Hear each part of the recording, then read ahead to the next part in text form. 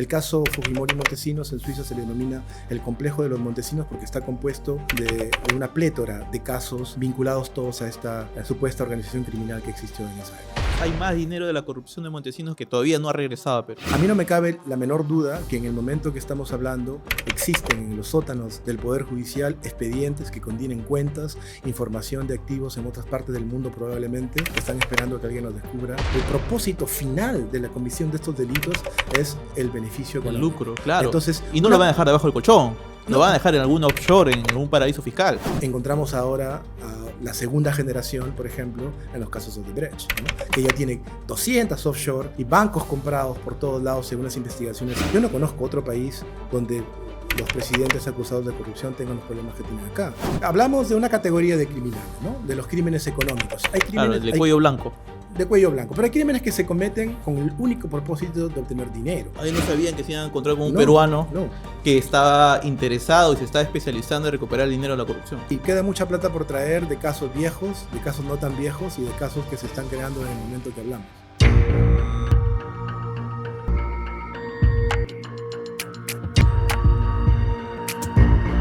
Hola, bienvenidos a este nuevo episodio del podcast Agente Encubierto. Soy Rodrigo Cruz, periodista judicial.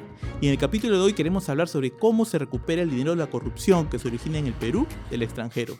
Para ello tenemos un invitado especial. Se llama Óscar Solórzano, es peruano, natal de Trujillo, que radicó muchos años en Suiza y hoy es un personaje clave en la tarea de traer al país este dinero sucio. Pero antes de ver la entrevista, no se olviden de que se pueden suscribir al canal de YouTube de Latino Noticias.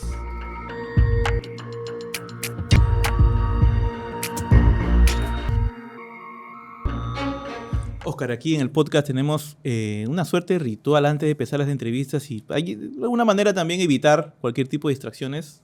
En esta cajita ponemos nuestros celulares ¿De acuerdo? y ya luego pues de la entrevista lo sacas y volvemos a la realidad. De acuerdo, Rodrigo. Óscar, ¿cómo estás? Gracias por estar aquí. Gracias a ti por la invitación, estoy muy bien, me siento de gusto acá, muchas gracias. De repente el público, la audiencia, no te conoce a ti porque evidentemente no eres una figura pública, no es que sales mucho en televisión, pero los que están metidos en cómo es que se recupera, y aquí viene la parte importante, cómo es que se recupera el dinero de la corrupción en el extranjero, en paraísos fiscales y en lugares donde pues los corruptos tienden a esconder sus activos, ellos saben quién eres tú. O sea, los funcionarios que quieren recuperar ese dinero saben quién es Óscar Solórzano. Un personaje pues muy importante que ha participado en varias recuperaciones de activos, ¿no? Permítame hacer esta presentación para que el público sepa de por qué estás aquí, ¿no? Cuéntanos, Óscar, ¿cómo es que nace esa curiosidad, ¿no? Por recuperar el dinero de la corrupción. Sí, la primera vez que me encuentro con el tema de la recuperación de activos fue hacia finales de los años 90, cuando estaba todavía en la Universidad de Friburgo, en Suiza. Yo vivía en Suiza. Y por casualidad, como peruano, inmigrante, recordando, añorando al Perú, a los peruanos, a las cosas de nuestro país. Y en esa época lo que teníamos a disposición era los canales de YouTube y nada más. Ahora, un momento, perdón que te interrumpa, para hacer un paréntesis. Tú eres natal de Trujillo, Así es. migrante. ¿En qué año migraste a Suiza? En los 90. En los 90. Y estudiaste Derecho Penal en la Universidad de... Estudié Derecho en la Ajá. Universidad de Friburgo. Y luego, en Suiza. y luego fuiste profesor de Derecho Penal Económico en Ginebra, si no me equivoco. Y luego, después de una maestría en la Universidad de Friburgo, me mudé a la Universidad de Ginebra para hacer un doctorado. O sea, ya te habías instalado para hacer toda una vida en Suiza. Sí, yo vivía en Suiza. Uh-huh. Tenía una vida completa en Suiza. Tenía muy poco contacto con el Perú en esa época, hasta el 2012. Pero quería contarte esa historia anterior. Claro, vamos ahí. ¿no? Vamos ahí. El primer contacto que tengo con el fenómeno de la recuperación de activos desde el punto de vista jurídico es en los años 90, cuando, por casualidad, viendo estos pequeños episodios que hay en YouTube relacionados con el Perú, aparece un documental de Bruno de Olazábal. Yo no sé quién es Bruno de Olazábal, no lo recuerdo. Un reportero. Pero el reportaje que vi, me parece que era La Ventana Indiscreta en esa época, me impresionó tanto la investigación que habían hecho y la identificación de activos en plazas financieras. Me parece que el reportaje versa alrededor de algunas investigaciones que el periodista hace en Ginebra y en Liechtenstein. ¿Contra quién? ¿Contra quién era esa investigación? Estaban buscando en esa época cuentas del expresidente García, ¿no? Tenían razones, según el reportaje, para pensar que algunas empresas offshore se habían constituido. En esa época estaban las fundaciones de Liechtenstein que permitían, que fueron abusadas por los corruptos en muchos casos para esconder dinero en plazas financieras de esos países. Entonces la pregunta original, o la pregunta que nace en ese momento de ver esta complicada situación de recuperación de activos era ¿y cómo se hace un proceso de recuperación de activos? Ahora, para situarnos un poco, tú eras en ese entonces un estudiante. Era un estudiante. Eras un estudiante de Derecho peruano que estaba estudiando claramente en Suiza y aparece este reportaje en YouTube que te habla de unas presuntas cuentas de Alan García en Liechtenstein. Así es. Y luego esa idea, ese primer acercamiento se quedó dormido durante décadas, en realidad. ¿Cuál era esa pregunta que te está dando vuelta? ¿Cómo se regresa? ¿Cuál es el proceso internacional, jurídico, para recuperar activos de la parte de un país víctima de una plaza financiera en el extranjero? ¿Cómo se hace eso? ¿A través de qué mecanismo? Estamos hablando de los años 90. La Convención de Naciones Unidas contra la Corrupción no había entrado en vigencia todavía.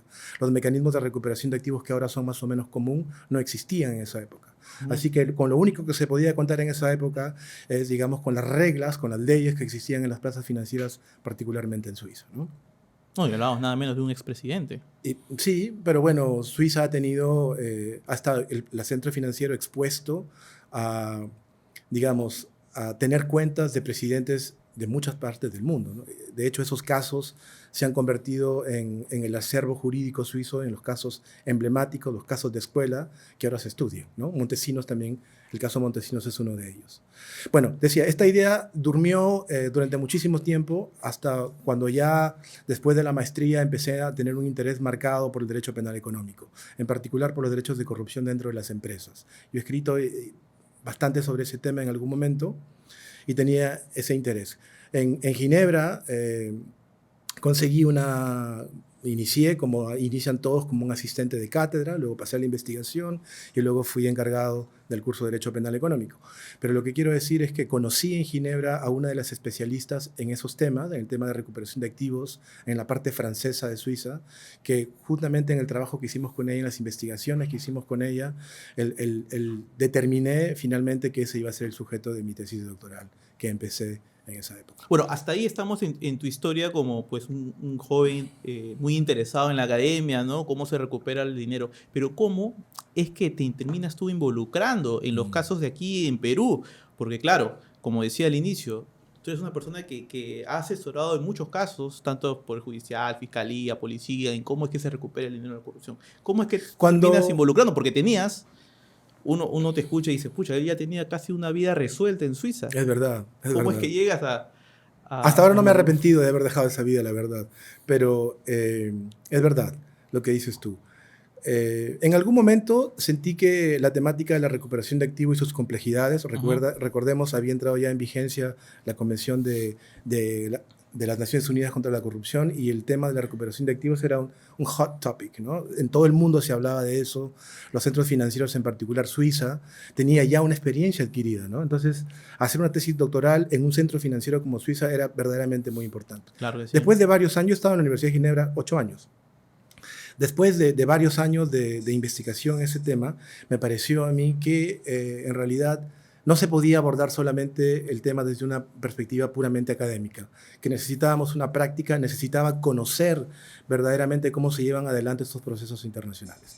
En ese contexto, en Suiza, la única institución que estaba haciendo cosas de esa naturaleza era el Basel Institute on Governance, que tiene un centro, el ICAR, que es el que yo dirijo ahora en América Latina, que es el Centro Internacional para la Recuperación de Activos, que estaba activo ya en varias partes en África, en Asia, en todos lados, ¿no? Entonces yo conocí al presidente del directorio, el señor Mark Pietz, de esa época, y me comuniqué con ellos y les planteé la posibilidad de ir a hacer una especie de pasantía breve durante el verano suizo, para poder involucrarme en algunas investigaciones en desarrollo. Sin pensar que en algún momento podías asesorar a Perú en estos casos. No tenía ni idea de Perú, ni idea que existían casos en Perú, ¿no? Estamos enfocados más bien en otras realidades. Mi sorpresa fue cuando, hacia el final de mi pasantía, septiembre del año 2012, me acuerdo claramente que era un viernes, y yo tenía que el viernes regresar a mi casa para hacer una vida de viernes, te puedes imaginar. Y mi jefa, Greta Fenner, que la quisiera recordar ahora porque falleció este año, una gran persona que me ha inspirado a mí personalmente en muchas maneras, me dice, te tienes que quedar porque hay una delegación de Perú que va a venir hoy día y quieren hablar con nosotros y tú hablas español, así que te tienes que quedar. Ah, no me digas, ¿y quiénes eran? Era una delegación del Ministerio Público, era el embajador de Perú y el Procurador Nacional Anticorrupción, Julio Arbizu. Tocaron la puerta una tarde, suena un poco descabellado, pero así fue. Entraron al Basel, se sentaron en nuestra sala de directorios y nos dijeron abiertamente, hemos adoptado el 2011 una ley de decomiso sin condena, la pérdida de dominio de esa época, y tenemos 5 cuentas acá en Suiza, incautadas de hace muchos años, y quisiéramos un soporte técnico para poder recuperar estas cuentas. ¿De quiénes se trataban esas cuentas? Esas cuentas eran el remanente de las cuentas vinculadas a la mafia, a lo que se conoció en Suiza como el complejo Montesinos. El caso Fujimori-Montesinos en Suiza se le denomina el complejo de los Montesinos porque está compuesto de una plétora de casos vinculados todos a esta supuesta organización criminal que existió en esa época. En la primera etapa, Suiza entrega las cuentas al Perú basado, como decía hace un momento, fundamentalmente en leyes suizas de repatriación de activos, sin que medie un proceso judicial en el Perú en muchos casos. Ahora, un momento, Oscar. En ese eras tú, tenías bastante interés en la recuperación de activos y llega una delegación peruana pidiéndote ayuda para recuperar el dinero de la corrupción en la época de Fujimori y Montesinos. Pucha, para ti era pues la aparición de... Sí, pero no, ojo, ellos no me conocían a mí y yo no los conocía a ellos tampoco. Ellos fueron a pedir un apoyo técnico a una organización internacional con sede en Suiza especializada en la recuperación de activos. Por unas cuestiones del destino, yo trabajaba allí en esa época. Ellos no sabían que se iban a encontrar con un peruano que estaba interesado y se estaba especializando en recuperar el dinero de la corrupción. Exactamente. ¿Cómo fue ese encuentro? Fue verdaderamente maravilloso. Bueno, antes de que ellos lleguen, ya con el tiempo de preparación, empecé a buscar las posibles motivaciones que estos autoridades peruanas tenían en Suiza y encontré las resoluciones. Me hice una idea de lo que estaban buscando, pero no conocía el trasfondo que era la recuperación de estas cuentas que se encontraban en ese país. Y todo pasó sumamente rápido. 2 días después de esa reunión, yo estaba reunido ya haciendo una especie de intermediación entre las autoridades suizas y las autoridades peruanas para poder entendernos. El primer escollo fundamental fue explicarle a los suizos qué cosa es una decomiso sin condena, qué cosa era esta ley peruana de pérdida de dominio, cuyos principios evidentemente existen también en Suiza, solo que necesitaban una explicación pienso yo, modestamente, desde una persona que entendía ambos mundos jurídicos. Ahora, para que la audiencia entienda por qué era tan relevante ese caso, evidentemente todos sabemos de la corrupción que existió en esa época, pero ¿qué estaba pasando? Había muchos millones de dólares que estaban en cuenta suiza y permanecieron ahí sin que nadie los tocara. ¿Estamos bien? Sí. ¿Por qué? Primero, pienso yo, por varias cosas, ¿no? Primero es el desconocimiento. Tú sabes, en nuestro sistema de justicia hay muchísima rotación en los funcionarios y no necesariamente los que tienen la actualidad judicial en este momento estarán mañana y por tanto hay cosas que se van perdiendo en el camino. Otro aspecto importante ha sido la ausencia de leyes. No teníamos leyes en el Perú que permitan la recuperación de activos. Y amarrado a eso está también digamos, las materias que nuestros fiscales, nuestros jueces en las que se están formando para poder enfrentar procesos internacionales tan complejos, ¿no? Necesitamos recursos para viajar, necesitamos personas que hablen idiomas, que entiendan, digamos, culturas jurídicas de otros países para poder, porque no vas a otro país diciendo, en mi ley dice, ¿no? Los procesos de cooperación judicial internacional se resuelven siempre con el derecho del Estado que ejecuta la devolución, no con el derecho peruano. ¿De cuántos millones estábamos hablando en estas 5 cuentas? No lo recuerdo exactamente, pero no era mucho dinero, en realidad eran algunos millones, ¿no? A la fecha me parece que las estadísticas del Poder Judicial demuestran una recuperación en ese complejo de casos de aproximadamente 40 millones de dólares. Pues 40 millones es un montón de dinero. Ahora, bueno, es un montón de dinero, sí, pero si hablamos de los grandes casos de corrupción, de los grandes casos de recuperación de activos, por ejemplo, recientemente han publicado el caso de Odebrecht de 2.6 billones de dólares. Ah, claro que sí. Ahora, o sea, hablamos de una dimensión de casos bastante diferente, ¿no? ¿Y esas cuentas relacionadas a qué hecho de corrupción estaban? Sí, a ver, los suizos han identificado en este complejo Montesinos como 3 etapas, en realidad, de la recuperación de activos. La primera etapa fueron las grandes cuentas vinculadas a Montesinos mismo y a las demás personas. Por si acaso, esta información es pública, no estoy violando ninguna confidencialidad, esto existe ya, se ha sido Hay publicado. expedientes, hay sentencias por eso. Sí, hay también numerosas publicaciones al respecto, ¿no? Esta primera restitución, en esa época estaba, me parece, el doctor Valdivia y el doctor Ugaz, que jugaron un rol muy importante en la repatriación de esos activos. Hablamos de la época del 2001. Del 2000 para adelante. Claro, después de la de videos, aparece una cuenta de Montesinos en Suiza. Exacto. Se devuelve, creo, 70 millones. 113 millones, me parece, en una primera parte y otros más en una segunda entrega de los suizos. Lo que quiero decir, y creo que es importante que se sepa, es que para esa restitución se utilizaron leyes suizas, las leyes eso se llama la restitución temprana o early restitution, que le permite al fiscal suizo devolver el dinero sin que exista siquiera un proceso o una decisión final de decomiso en el otro estado. Eso ha sido así porque los suizos, al haber hecho el análisis de los flujos financieros, entendieron que esos fondos tenían una connotación ilícita y la entregaron al Perú para que sean, para que sirvan a lo que sirvió finalmente. Pero faltaba una buena parte. Pero faltaba una buena parte. Esas 5 cuentas de las que te hablo, que luego fueron más, se fueron descubriendo más, los fiscales peruanos aprendieron rápidamente la búsqueda internacional de cuentas y activos a través de cooperación y se han identificado muchas más que ahora están ya recuperadas o todavía en proceso de recuperación en el sistema de extinción de dominio que tenemos ahora. O sea, en otras palabras, hay más dinero de la corrupción de Montesinos que sigue, pues, que todavía no ha regresado a Perú. Que no ha regresado al Perú y que está en proceso de recuperación. Ahora, ¿no? esas 5 cuentas... Estas 5 cuentas están vinculadas fundamentalmente ya no a los personajes políticos vinculados a Montesinos, digamos, su círculo cercano, sino eran personas que eran más bien que habían traficado las armas, ¿no? Nombres célebres como Moshe Rothschild, como Yuri Koziainov o Ekbeni Ananev. Que eran los traficantes de armas. Que ¿no? eran las personas que representaban a las empresas vendedoras de armas que vinieron al Perú y firmaron los contratos. Ahora, y luego recibieron sobornos, recibieron comisiones ilícitas en los bancos suizos. Ahora ahí me gustaría un poco que nos expliques, porque, claro, uno piensa en corrupción y piensa pues en el soborno mano a mano, o en el Vladivideo. Aquí hablamos de un nivel más sofisticado de corrupción. ¿Por qué? Porque implica pues la creación de una offshore en un paraíso fiscal o pues en Suiza. Hablamos también del uso pues de testaferros, dinero que se deposita en el extranjero, pero finalmente tiene que llegar al político, funcionario corrupto, ¿no? Y para eso hay toda una cadena de trabajo. En tu chamba, mejor dicho, se consiste en reconstruir esa ruta del dinero, ¿no? Sí. ¿Cómo lo hicieron? ¿Cómo lo hicieron en el caso de Montesinos?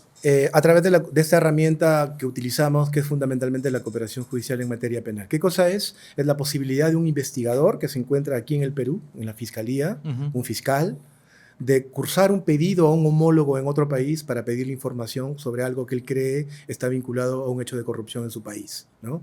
Entonces, desde el año 2012, desde esa visita hasta la fecha, Suiza y Perú han tenido una cooperación judicial muy intensa. Fiscales han ido y han venido, se han organizado reuniones bilaterales y producto de ello se ha conseguido información para procesar a esas cuentas que ahora ya están en proceso de recuperación. Imagino que eso implicó mucho trabajo de arqueología judicial de alguna manera y otro pues cruzar información bancaria, ¿no? Sí, yo le llamo a eso la arqueología jurídica, ¿no? Lo que pasa es que a mí no me cabe la menor duda que en el momento que estamos hablando existen en los sótanos del Poder Judicial expedientes que contienen cuentas, información de activos en otras partes del mundo probablemente, que están esperando que alguien los descubra para poder recuperarlo. Así fue, en realidad. Cuando se identificaron esas cuentas, luego se hizo la vinculación con los expedientes penales en el país, acá en el Perú, y el estudio de estos expedientes penales ha demostrado ingente información que ha venido de otros países que ni siquiera fue traducida en su época. Probablemente Probablemente por... Es muy grave esto, pues, ¿no? O sea, hay dinero a la corrupción que simple y llanamente se deja que se duerma. No, es que tenemos que ponernos en un contexto histórico también, ¿no? Ajá. Estamos hablando de finales de los 90, inicios de los 2000, donde los fiscales empiezan a hacer una investigación a otros países y recibían información financiera de todos lados que muchas veces no existía el expertise para procesarlo. Claro. Y tampoco existían las leyes para utilizarlos. Porque estas leyes de recuperación de activos que han permitido la recuperación fueron adoptadas solamente en el 2011, recuerda. Y una nueva versión de esta ley, mucho más potente, ha sido implementada en el Perú solamente en el 2019. ¿No? Estamos hablando de un crecimiento. Yo no me atrevería nunca a criticar a mis colegas fiscales, la verdad, a los amigos que han trabajado todos estos años, porque a mí, en mi trabajo, que no es solamente en el Perú, sino es en el continente, me ha permitido observar la respuesta de la justicia de los demás países, y el Perú creo que está, al menos en el área de la recuperación de activos, en un pedestal en América Latina. Somos el país que más cuentas tiene recuperadas a nivel internacional en América Latina, y probablemente uno de los pocos países en el mundo que ha conseguido una recuperación de activos ejecutando sus propias decisiones en países tan complejos como Luxemburgo, como Estados Unidos, como Suiza, ¿no? Ha demostrado el Perú verdaderamente, creo yo, un crecimiento, un entendimiento. Claro, no es generalizado, no está en todos lados, pero existen en nuestro país fiscales bien preparados para enfrentar este tipo de procesos. Ahora, regresemos a estas 5 cuentas, ¿no? ¿Cómo fue ese trabajo, esa arqueología jurídica, como dices? Sí, bueno, la primera cuenta que se inició a recuperar acá en el Perú fue la cuenta del ciudadano ruso Evgeny Ananev, que no era otra persona que el vicedirector de la empresa Roborushnie, una empresa rusa que vende armas, y que vino al Perú. Hay un video, incluso un video que se llama Los Rusos, donde están celebrando la firma de ese contrato, ¿no? Que son la compra de los aviones, si no me equivoco. La compra, no, ese caso está vinculado a la compra de 3 aviones MiG-29 SE. Y producto de esta venta, de este contrato que se firma en el Perú, ellos reciben una comisión en Suiza a una cuenta que luego fue incautada por las autoridades suizas, pero que los suizos no vieron suficiente evidencia como para poder determinar que esa cuenta tenía un origen espurio. Y por tanto, para esas cuentas en particular, los suizos le dijeron al Perú, para estas sí me tienen que traer una sentencia final de decomiso. Como estas personas estaban fugadas del país y el derecho peruano no permite los procesos en ausencia, los procesos quedaron congelados durante muchísimos años hasta que se adopte la ley de extinción de dominio. Que fue en el 2011. Que fue en el 2011 y entró en vigencia en el 2012. Claro. Por eso eso explica también una parte... buscaron por eso también en el 2012, o bueno, buscaron al Basel para que los ayude. Sí. Yo no me queda clara la historia de cómo llegaron al Basel, pero conversando con algunos amigos de la Procuraduría, en particular con Arbizú, con Julio Arbizú, que fue quien activamente nos buscó, fue una persona, parece, de la Procuraduría que estuvo buscando en internet quienes se encargaban de brindar apoyo a los países en materia de recuperación de activos, y llegaron a nuestro website, ¿no? Y eso también es bien interesante porque el director del Basel Institute en esa época, el señor Marc Piet, era al mismo tiempo el director del grupo de soborno transnacional de la OCDE, ¿no? Entonces ya las convenciones europeas en particular empezaban a emerger la temática de la cooperación judicial y la recuperación de activos como una cuestión prioritaria. Y en su manera de ver las cosas de Marc, él dijo, oye, pero estos procesos son tan complejos que requieren una experticia de todo tipo, que ningún país víctima va a poder tener la capacidad de recuperarlos, ¿no? Entonces necesitamos crear un centro internacional para que apoye a estos estados para recuperar activos. De esa manera se crea en el 2006, poquísimos años después de la creación de la Convención de Mérida, un centro internacional para justamente apoyar a esos países. Ahora ese centro está activo en 30 países del mundo. En América Latina trabajamos en el Perú, en México, en Colombia, en Ecuador, en Bolivia, y estamos expandiéndonos siempre en la misma temática de recuperación. Ahora cuéntanos tú personalmente, ¿cómo te sentías? Se juntaron varios intereses de tu parte, ¿no? Estabas interesado académicamente, intelectualmente por el tema de la recuperación del dinero, y se te aparece esta oportunidad para apoyar a Perú. Así es. Personalmente, ¿cómo tomaste esa experiencia? Lo tomé tan bien que 12 años más tarde sigo acá, ¿no? Claro. Es decir, es lo que tú dices, ¿no? Hay una fascinación académica inicial, creo que eso está en todas las mentes jóvenes, de poder entrar en una situación nueva, difícil. La recuperación de activos es probablemente una de las ramas más complicadas del derecho en este momento. Y me apasionó eso, me apasionó meterme en algo nuevo, en algo que se podía construir. Y lo que vino después, el Perú, era simplemente la manera de poder materializar todas esas ideas, todos esos estudios en casos concretos. Y empezamos con un caso simple, y luego con otro, y luego con otro, y luego las cosas se forman. Ahora, de repente la audiencia se preguntará, ¿no? O sea, ya tenías una vida más o menos resuelta en Suiza, pero decidiste ya instalarte en Perú. ¿Qué tan difícil fue esa decisión? Al inicio fue muy difícil. Yo soy trujillano, nunca he vivido en Lima. Desde el 2012 fue mi primera vez que vine a Lima a instalarme, a conocer una sociedad que no es la trujillana y tampoco era la suiza. A mí me ha costado mucho poder establecer primero una oficina. Ahora tengo una oficina bastante grande acá en Lima. Y en América Latina también. Tengo gente trabajando, como decía, en otros países. Pero al inicio no fue fácil, ¿no? No fue fácil, sobre todo a nivel personal. Dejar mi familia, mis amigos en Suiza, mi vida. Yo soy suizo también, ¿no? Soy un ciudadano suizo. Y me costó muchísimo, debo decir, dejar ese país que quiero tanto también.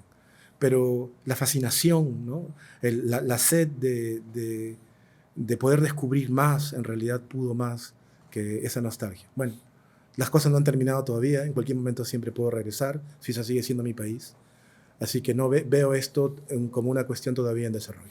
Ahora, pero también no es que estás llegando a cualquier país, ¿no? O sea, pasar de la idiosincrasia suiza, cómo funciona el sistema penal suizo, a Perú, pues hay un giro bien importante, ¿no? O sea, que también me imagino de alguna manera es como pasar de una... Todos sabemos cómo funciona el sistema suizo, ¿no? Pasar a Perú, como que llegas a la jungla, ¿no? Pero eso también es lo fascinante, Rodrigo. No sé si la audiencia probablemente no lo sepa, pero nuestro modelo penal, el Código Penal del Perú, es un código penal basado, por no decir copiado, del Código Penal suizo. Ah, sí. Sí, es un avantproyecto, un anteproyecto de Código Penal que se realizó en Suiza hace muchísimo tiempo, que no sé de qué manera fue tomado, traducido e implementado acá en el Perú. Entonces, eso significa que los conceptos, los principios de la persecución penal de ambos países son muy similares. Y eso fue fascinante también, ¿no? Ver, por ejemplo, que el articulado del Código Penal suizo corresponde al articulado del Código Penal peruano y que en ambos códigos se dice más o menos lo mismo, ¿no? Los principios son los mismos. Lo que sí ha conocido un desarrollo diferente en el Código Penal es lo que llamamos la parte especial, la parte de los delitos. La parte general es muy similar. Entonces no me costó mucho, en realidad, tratar de entender cómo estaba estructurada la persecución penal en el Perú. Ahora, pero también es un país pues sumamente dañado, contaminado por la corrupción, ¿no? Por momentos no decías, pucha, esta lucha ya parece pues interminable, ¿no? El tema de Perú como... Si hablamos de tantos millones de dólares que están en el extranjero, que todavía no han sido repatriados, nos dice también el nivel de corrupción que tenemos, ¿no? De alguna manera eso no te hacía pensar, oye, ¿estoy haciendo bien? No te puedo negar que ha habido muchísima frustración todos estos años por todo lo que uno ve, ¿no? Porque hablaba de Montesinos, luego... Pero por otro lado también, imagínate tú a una persona que está abocada a los temas anticorrupción, no va a estar viviendo en un país donde no hay corrupción, tiene que estar en el terreno, ¿no?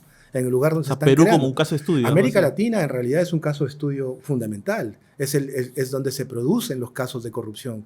Y en el Perú en particular es donde se investigan y donde la Fiscalía tiene, digamos, procesos y logros, quizás intermedios todavía, pero muy importantes con respecto a otros estados. Yo no conozco otro país donde los presidentes acusados de corrupción tengan los problemas que tienen acá. En muchas partes del mundo existe también la corrupción, pero sus autoridades no son perseguidas como en este país. Hay probablemente muchas explicaciones para ello, no existe una sola y única explicación, pero demuestra que en nuestro país algo está pasando en términos de lucha contra la corrupción. Y eso no lo digo yo, eso lo dice la comunidad internacional también, ¿no? Claro, cuando uno va por muchos lugares y se enteran por la prensa de que se persigue a los presidentes, se persigue a los ministros, la curiosidad de los demás es ¿y cómo lo están haciendo? Porque no hay otros países que hagan esto. Claro, pero también te habla pues del nivel de contaminación de la corrupción que hay en el Perú. ¿Verdaderamente crees que eso es propio de nuestro país solamente? Yo creo que no. Yo creo que eso está pasando en todo el mundo. Lo que pasa es que aquí estamos levantando la alfombra. Ahora, y de cierta manera pues te sientes como uno de los personajes que ayuda a levantar esa alfombra, pues, ¿no? La verdad, yo me siento como una persona que está contribuyendo con una causa, ¿no? Ujú. Los titulares de estos casos son otros, son fundamentalmente nuestros fiscales, ¿no? Ahora, luego, pues de ayudar en estas 5 cuentas de Montesino, del dinero de la compra de armas o de aviones, ¿qué otros casos también has participado en, en la recuperación de estos bienes? De estos activos, mejor dicho. Bueno, fundamentalmente en estos casos, que no terminan, vuelvo a decir, ¿no?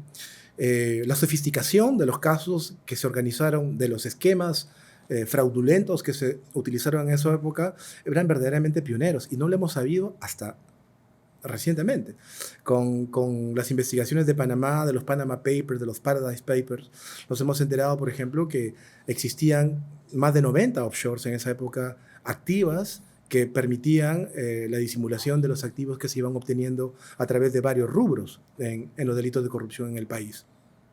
Y eso, si te pones a ver, es una sofisticación para los años 90, inicio del 2000, que encontramos ahora a la segunda generación, por ejemplo, en los casos de Odebrecht, ¿no? Que ya tiene 200 offshore y bancos comprados por todos lados según las investigaciones que se desarrollan hasta la fecha, pero vemos también una evolución. ¿Qué cosa estará pasando ahora en los delitos de corrupción?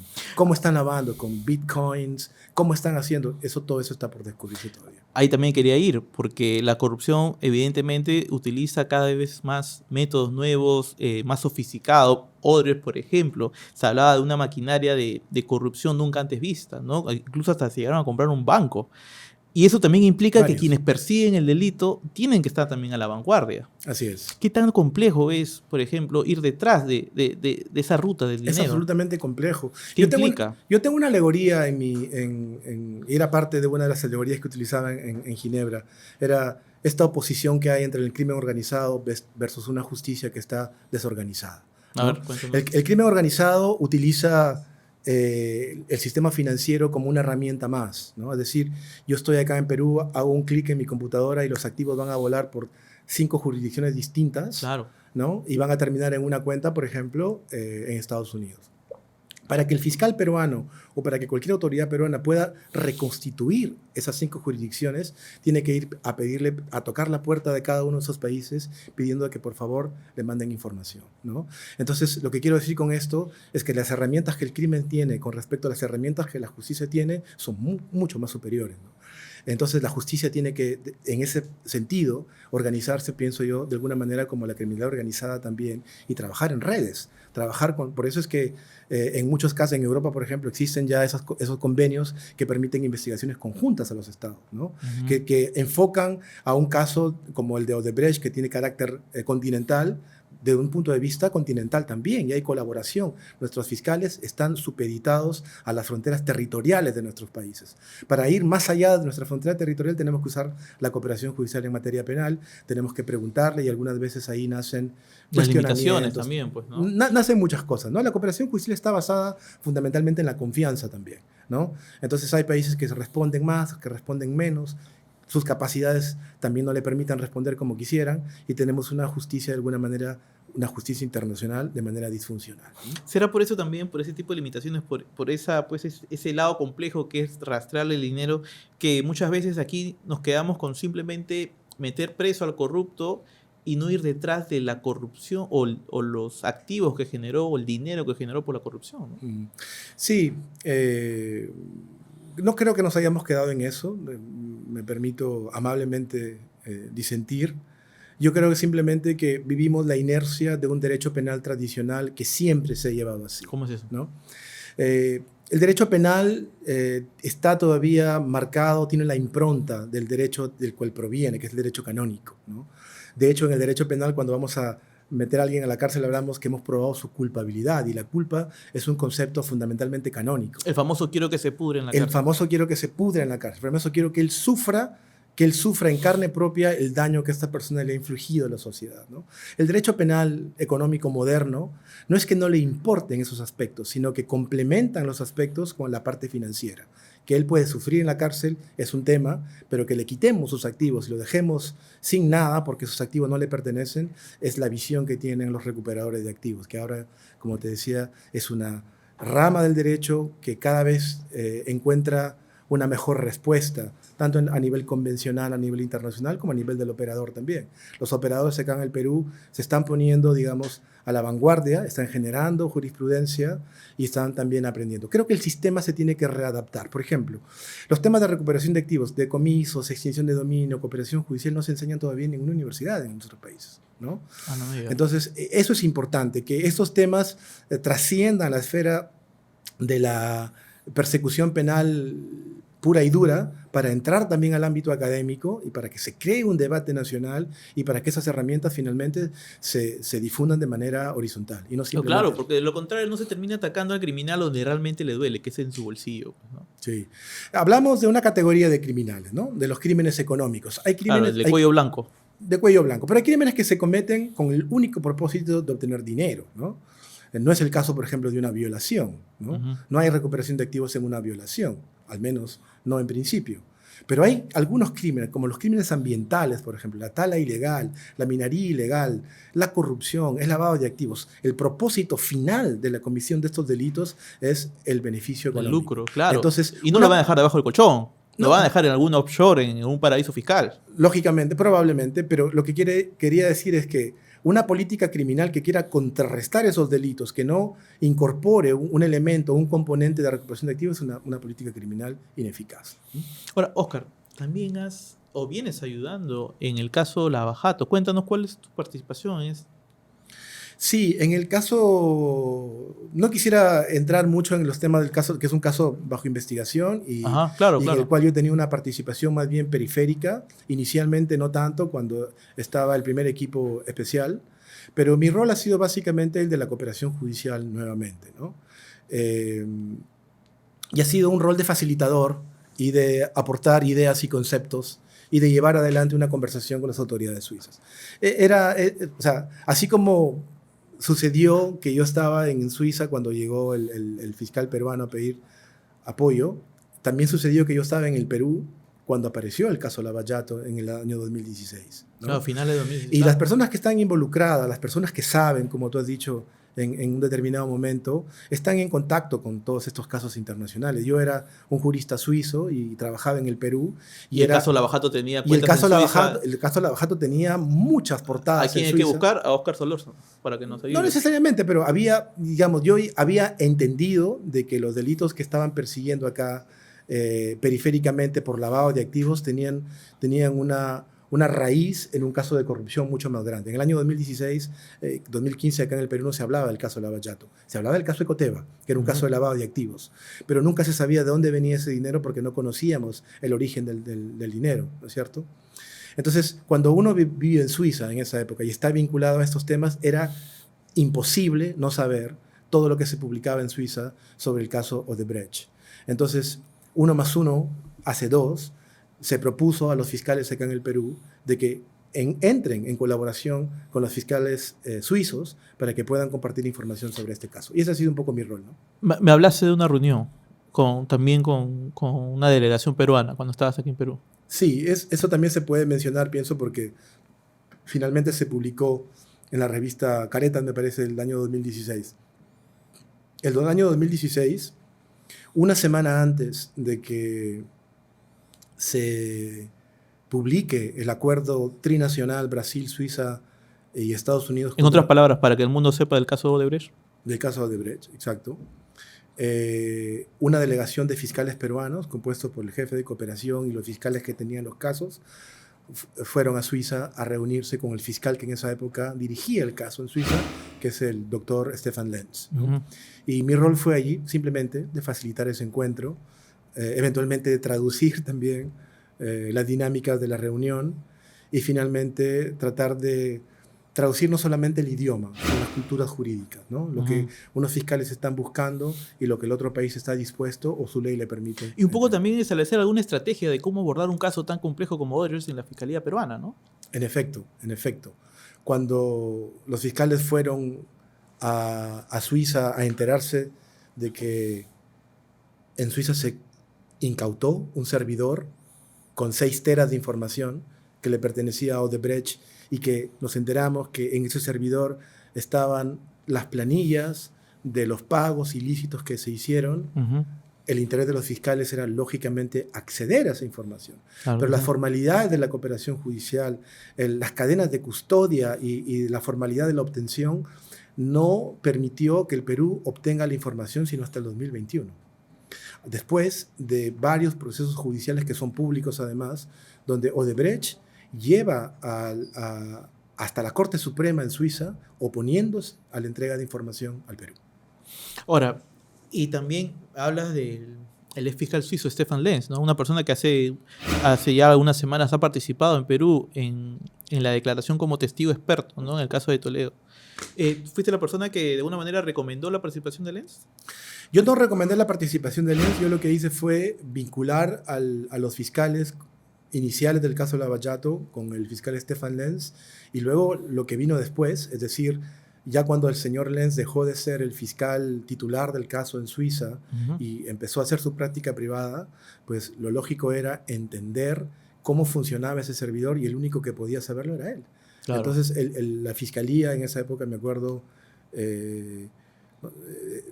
estaba el doctor Sánchez y otros que dirigían las investigaciones, decidieron contratarlo. Decidieron contratarlo para que él explique de qué se trataban estas evidencias que se encontraban incautadas. O sea, tú fuiste el enlace, en el mejor servidor. dicho. Se puede decir, ¿no? Lo presenté.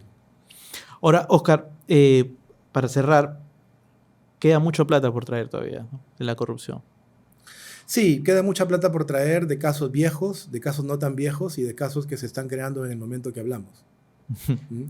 Digamos, es un trabajo que recién empieza en realidad, es un trabajo de largo aliento y es un trabajo que no está todavía generalizado. Vuelvo a repetir, el Perú es uno de los pocos países que ha recuperado cuentas a nivel internacional. Los demás países todavía están soñando con la posibilidad de poder hacer alguna vez. Colombia está a punto de obtener su primer caso internacional de recuperación de activos. Claro, y Perú viene con el antecedente de casos Montesinos, nada menos, ¿no? Sí, digamos, los fiscales han aprendido muchísimo en ese desarrollo. Y no solamente hablamos de Montesinos, hablamos de sus operadores, testaferros y también generales que participaron en esos sobornos. Esos son, se ha publicado también en la prensa abundantemente, pero esta tercera etapa de este complejo Montesinos parecería vinculada en efecto ya no a los políticos ni a los traficantes, sino a aquellos generales que firmaron los contratos de venta de armas y que recibieron comisiones en varios centros financieros del mundo. Esas cuentas están incautadas y los procesos de recuperación están en camino. Oscar, te agradezco por haber estado con nosotros. Momento de regresar a la realidad. Gracias, Oscar. Gracias a ti, Rodrigo, por la invitación, por esta agradable conversación.